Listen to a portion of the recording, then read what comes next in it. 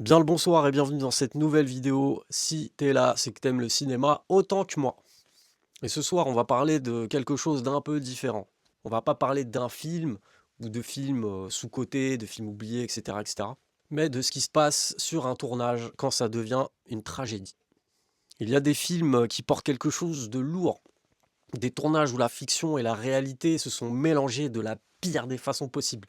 Des gens sont morts. Des vies ont été foutues en l'air. Et les films, quant à eux, continuent d'exister. Et cela comme si rien ne s'était passé. Donc ce soir, je vais te parler de 3 films, 3 tournages, 3 histoires que beaucoup de gens ne connaissent pas forcément. Parce que derrière certains films, il y a des tragédies qu'on ne voit pas, une fois que les lumières s'éteignent et que le générique commence. Et avant de commencer par le premier film, jingle.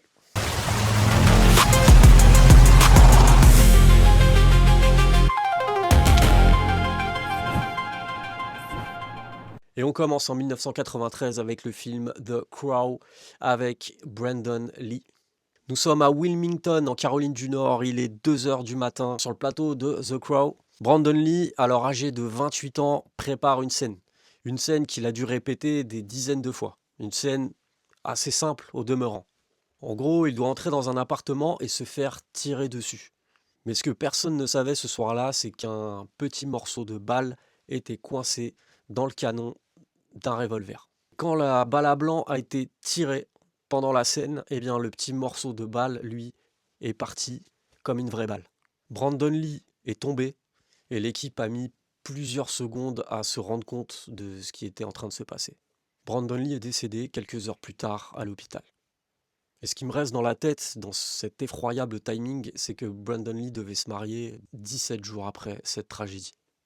Il avait clairement toute la vie devant lui et une carrière très prometteuse. Brandon Lee était le fils de la légende du kung-fu, Bruce Lee. Bruce Lee, lui, était décédé à 32 ans, Brandon, lui, à 28. Donc 2 hommes de la même famille et 2 vies brutalement brisées. Dans le milieu, certains ont parlé de malédiction. Honnêtement, moi, je préfère parler de négligence. Négligence d'une industrie du cinéma qui va beaucoup trop vite, qui prend beaucoup trop de risques et qui parfois paye le prix le plus cher. The Crow est sorti en 1994 et a rapporté 50 millions de dollars. Brandon Lee est dans chaque plan du film. Le deuxième film, il s'agit de Poltergeist. Donc on est en 1982 à Los Angeles. Steven Spielberg produit ce film d'horreur, donc l'histoire, une famille qui vit dans une maison hantée. Donc en gros, c'est des esprits qui hantent une maison et qui refusent de se barrer de la maison. Voilà, ils sont chez eux les mecs. Et le truc le plus dingue, c'est qu'avant que le film ne sorte, des trucs complètement fous avaient déjà commencé.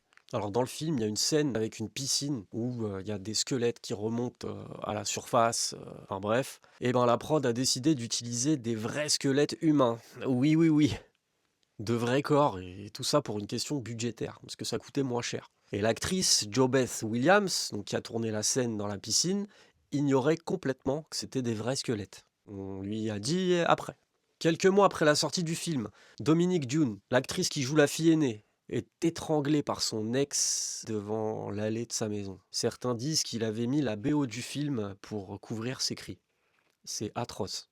Et sur le tournage de Poltergeist 2, l'ambiance est tellement lourde, tellement bizarre, que l'équipe du film demande un vrai exorcisme, pratiqué par Will Sampson, un des acteurs du film, qui était lui-même un vrai chaman dans la vie. Et puis il y a Heather O'Rourke, la petite fille, celle qui dit « Ils sont là !» Elle meurt en 1988 à l'âge de 12 ans. Et ce pendant le tournage du 3e film. Elle décédera d'une infection intestinale. On avait mal diagnostiqué. 4 acteurs liés à cette saga, 4 destins brisés brutalement. De base, je crois pas trop aux malédictions, mais là, j'avoue quand même. Et puis, il y a l'histoire que je trouve la plus dure à raconter. Nous sommes le 23 juillet 1982, il est 2 heures du matin. Un ranch de cinéma en Californie. John Landis tourne une scène de guerre pour son segment de la 4e dimension. Et pour cette scène, il a besoin d'un hélicoptère, d'explosions et d'enfants.